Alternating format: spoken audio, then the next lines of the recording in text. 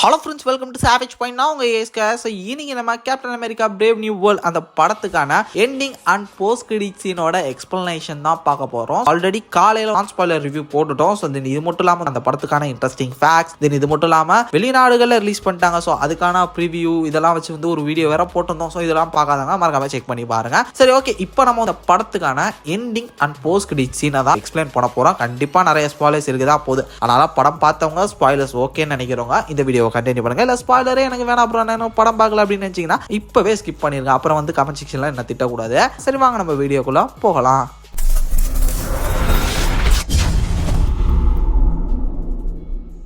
First இந்த படத்தோட எண்டிங்கை பார்த்தீங்கன்னா கேப்டன் அமெரிக்காவுக்கும் ஹல்க்குக்கும் ஒரு தரமான ஒரு பேட்டில் ஒன்று நடக்குது. இந்த ஒரு ஃபைட்டில் ஃபைனலி கேப்டன் அமெரிக்கா வந்து ரெட் ஹல்கை மறுபடியும் தண்டர் ராஸா மாத்திராரு. அவரை வந்து சுயநினைவுக்கு மறுபடியும் கொண்டு வந்து ஃபைனலி அந்த ஃபைட் வந்து சுமூகமாக முடிஞ்சு வந்துருது.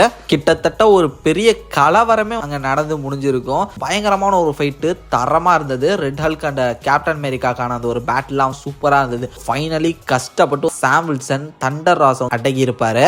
இந்த ஒரு படத்தில் ஒரு முக்கியமான சீக்வன்சஸ் வந்து போஸ்ட் கிரெடிட்ஸ்னு சொல்லலாம். ஏன்னா இந்த படமே என்ன கேட்டிங்கன்னா ஒரு ஃபில்லர் பாயிண்ட் மாதிரி தான் நான் சொல்லுவேன். அடுத்து ஃபியூச்சருக்கு தேவைன்னு என்ன கேட்டிங்கன்னா தேவையில்லை அப்படின்றவேன். ரெட் ஹல்க் மட்டும்தான் ஒரு முக்கியமான கேரக்டர் அப்படின்னு சொல்லுவேன். அதுவும் கேப்டன் அமெரிக்காவை நம்ம already Falcon and winter soldier அந்த சீரீஸ்லேயே பார்த்துட்டோம். அதனால அது கூட ஒரு முக்கியமான விஷயம் இல்லை. ரெட் ஹல்க் மட்டும் இல்லை ஒரு முக்கியமான விஷயமா இருந்திருக்காரு. இது மட்டும் இல்லாமல் லீடர். ஸோ இந்த ஒரு கேரக்டரும் ஒரு முக்கியமான கேரக்டரா இதில் வந்து இன்ட்ரோ கொடுத்துருக்காங்க. என்னதான் இந்த படத்தில் வந்து ஒரு பெரிய இம்பாக்டை கொடுக்கலனாலும் இந்த கேரக்டர் ஒரு முக்கியமான கேரக்டர் தான் அப்படின்னு சொல்லிட்டு நமக்கு ரிஜிஸ்டர் அது பண்ணியிருக்காங்க. ஸோ அதனால பார்த்தீங்கன்னா இந்த படம் பார்க்கறதுனால இந்த ரெண்டு கேரக்டரை பற்றி நீங்கள் தெரிஞ்சுக்கலாம். அவ்வளோதான். இப்போ நம்ம லீடர் தான் வந்து பார்த்தீங்கன்னா இந்த போஸ்ட் கிரெடிட் சீனை வந்து ஃபுல்லாகவே டேக் ஓவர் பண்ணுறாரு. அந்த ஒரு ஃபைனல் பேட்டில்லாம் முடிஞ்சு நம்ம லீடர்லாம் வந்து பார்த்தீங்கன்னா அரெஸ்ட் பண்ணி இந்த மாதிரி ராஃப்டில் போட்டுறானுங்க. நம்ம சாம் வில்சன் ராஃப்டில் போய் பார்க்குறாரு. ஸோ ராஃப்ட் நான் ஆல்ரெடி வந்து உங்களுக்கு சொல்லியிருப்பேன்னு நினைக்கிறேன். இது வந்து சிவில் வாரில் நம்ம சாம் வில்சன் அந்த கேப்டன் அமெரிக்கா கூட இருந்தாங்களா அந்த டீம் மெம்பர்ஸ். ஸோ இவங்க எல்லாருமே அடைச்சி வச்சிருப்பாங்க நடுக்கடலில் ஒரு பெரிய செக்டார் ஒன்று. அது வந்து பவர்ஃபுல்லான super villain super hero. So இவங்களை அடைச்சி வைக்கிறதுக்கான ஒரு செக்டார்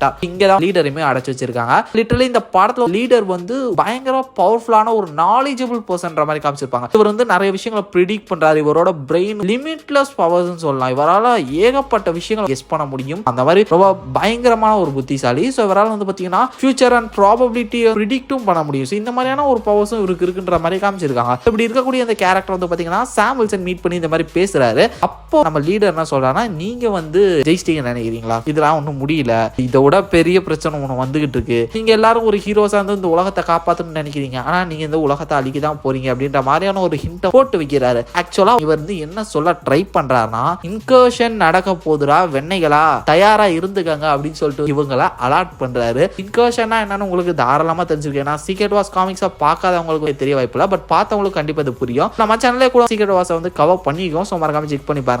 இன்கர்ஷன் ஈவென்ட்ன்றது வந்து பாத்தீங்கன்னா ஒரு யூனிவர்ஸும் இன்னொரு யூனிவர்ஸும் கொலாய்ட் ஆகும். அதாவது ஒன்னு இடிச்சு அப்படியே மொத்தமா அழிஞ்சு போயிடும். யூனிவர்ஸ் இடிக்கும் போது அதுக்குள்ள இருக்கக்கூடிய நட்சத்திரங்கள், நிலவுகள், பிளானட், சூரியன்ஸ் எல்லாமே வந்து பாத்தீங்கன்னா ஒன்னா கொலைட் ஆகி அவ்வளவுதான் டெஸ்ட்ராய்டு அப்படின்ற மாதிரி முடிஞ்சிடும். அப்படி பார்க்கும்போது இன்னொரு ஒரு யூனிவர்ஸ்ல இருக்கக்கூடிய எர்த் இந்த யூனிவர்ஸ்ல இருக்கக்கூடிய எர்த் வந்து பாத்தீங்கன்னா ஒன்னா மோதி அவ்வளவுதான் மொத்தமா அழிஞ்சிடும். இதுதான் வந்து பாத்தீங்கன்னா இன்கர்ஷன் ஈவென்ட். இப்படி ஒண்ணு நடக்க போது நீங்க அடிச்சுக்க போறீங்க அப்படின்ற மாதிரி நமக்கு வந்து புரிய வைக்கிறாரு. அதாவது இன்கர்ஷன் ஈவென்ட்னு பார்க்கும்போது இந்த ஈவென்ட் நடக்க போறதுக்கு முன்னாடி ஒரு பூமியில இருக்கக்கூடிய சூப்பர் ஹீரோஸ் இன்னொரு பூமியில இருக்கக்கூடிய சூப்பர் ஹீரோ. ஸோ இவங்களால என்ன பேசி முடிவு பண்ணுவாங்கன்னா, இந்த ரெண்டு பூமியும் இடிச்சா மொத்தமா அழிஞ்சிரும், யாருமே இல்லாம போயிடுவாங்க. அதுக்கு ஒரு சைடுல இருக்கவங்களால தப்பிக்கணும்னா இன்னொரு பக்கம் இருக்காங்களா, இன்னொரு பக்கத்துல இருந்து அந்த பூமி கிட்ட வருதுல அந்த பூமியவே அழிச்சிட்டோம்னா இந்த பூமி தப்பிச்சுக்கும். இல்லனா இந்த பூமி அந்த பூமி ரெண்டுமே செத்துரும் அப்படின்னு சொல்லிட்டு ரெண்டு சைடுல இருக்கக்கூடிய சூப்பர் ஹீரோஸ்மே யோசிப்பானுங்க. அதாவது அவெஞ்சர்ஸ் மெயினா பவர்ஃபுல்லான சூப்பர் ஹீரோஸ், கவர்மெண்ட் கூட இல்ல ஒன்று இணைஞ்சிருக்கும் சூப்பர் ஹீரோஸோட. இப்படி இருக்கும் பட்சத்துல இந்த பிளானட்ல இருக்கக்கூடிய சூப்பர் ஹீரோஸும் அந்த பிளானட்ல இருக்க சூப்பர் ஹீரோஸும் மாறி மாறி சண்டை போட்டுக்குவாங்க. இதை நம்ம சீக்ரெட் வார்ஸோட ஃபர்ஸ்ட் இஷ்யூலயே நம்ம பார்த்திருப்போம். அதுல ஈவில் வெர்ஷன்ஸ் இருப்பாங்க, குட் வெர்ஷன்ஸ் இருப்பாங்க. பட் என்னதான் குட் வெர்ஷன்ஸா இருந்தாலும் இந்த இன்கர்ஷன் ஈவென்ட் வரும்போது அவங்களோட பிளானட்டுக்கு ஏற்ற மாதிரி செல்ஃபிஷா தான் அந்த ஒரு ஸ்டெப்பை தான் எடுத்து வைப்பாங்க.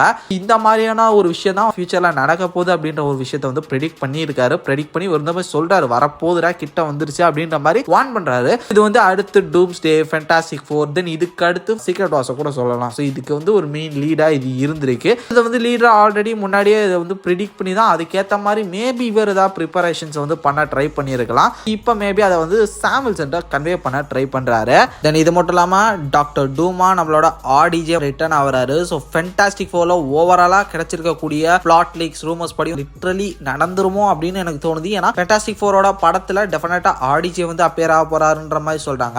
ஃபென்டாஸ்டிக் ஃபோர் படத்தில் வந்து பார்த்தீங்கன்னா இன்கர்ஷன் ஈவெண்ட்டை பற்றின ஒரு ஐடியாவை விதைச்சிட்டு அதை டூம்ஸ்டேல கண்டினியூ பண்ணுவாங்க அப்படின்னு சொல்றாங்க. டூம்ஸ்டேவோட படத்தில் வந்து பார்த்தீங்கன்னா அந்த இன்கர்ஷன் ஈவெண்ட்டை வந்து டோட்டலி அதை வச்சு அப்படியே லைட்டாக கவர் பண்ணிட்டு சீக்ரெட் வார்ஸ்குள்ள ஜம்ப் ஆயிருவாங்க அப்படின்னு சொல்றாங்க. ஸோ ஒரு பெரிய கான்செப்ட்குள்ள வந்து பார்த்தீங்கன்னா மார்வல் போயிருக்காங்க. ஸோ அதுக்கான படங்களும் ரொம்ப கம்மியாக இருக்கு. முடிஞ்ச அளவு சீக்கிரம் ஆடியன்ஸ்க்கு வந்து இந்த ஒரு விஷயத்த வந்து புரியுற மாதிரி சொல்லணும். கம்மியான படங்கள் தான் இருக்கு, அதை இன்ட்ரெஸ்டிங்காகவும் சொல்லணும். என்ன பண்றாங்கன்றத வெயிட் பண்ணி தான் பார்க்கணும். இதை தாண்டி உங்களோட தாட்ஸ் அண்ட் வியூஸ்ன்றத மறக்காம கீழே கமெண்ட் செக்ஷன்ல மென்ஷன் பண்ணுங்க. இந்த படத்தை நீங்க பாத்துட்டீங்களா? உங்களுக்கு இந்த படம் எப்படி பிடிச்சிருச்சு? மறக்காம உங்களோட ரிவ்யூ வந்து பாத்தீங்கன்னா கீழே கமெண்ட் செக்ஷன்ல மென்ஷன் பண்ணுங்க. நான் பார்த்து தெரிஞ்சுக்கிறேன். சரி ஃப்ரெண்ட்ஸ், இதே மாதிரி தொடர்ந்து நிறைய இன்ட்ரெஸ்டிங்கான வீடியோஸ் பார்க்கறதுக்கு மறக்காம நம்ம சாவேஜ் பாயிண்ட் சேனலை சப்ஸ்கிரைப் பண்ணி அந்த பெல் ஐகானை பிரஸ் பண்ணிக்கங்க. அடுத்த ஒரு இன்ட்ரெஸ்டிங்கான வீடியோலாம் நாளைக்கு மீட் பண்றேன். அது வரையும் tata bye bye. Take care from A Square.